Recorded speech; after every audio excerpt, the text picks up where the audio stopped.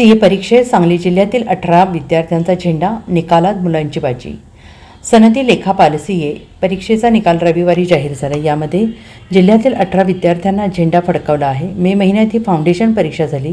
यशस्वी विद्यार्थी असे वैष्णवी गोसावी, अनुज कुलकर्णी, केदार बोबडे, पूजा हनगंडी, नरेंद्र स्वामी, अजय पाटील, अर्चना भंडारे, राधिका भनगे, कुणाल शाह, पल्लवी तहसीलदार, राजेंद्र पाटील, फोरम नागदा, प्रतीक फराटे, सोहम जोशी, अनय सुखदेव, वैष्णवी हिरवडेकर, राधा नागर, कौस्तुभ खडीलकर, अनय सखदेव।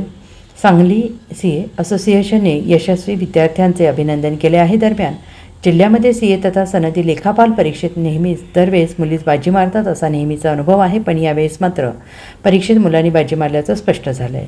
उत्तीर्ण झालेल्यातील काही मुले ए ग्रुप तर काही मुले बी ग्रुपचे आहेत, काही मुले ए आणि बी दोन्ही ग्रुपमधील आहेत। Bureau report, SBN Marathi, Sangli.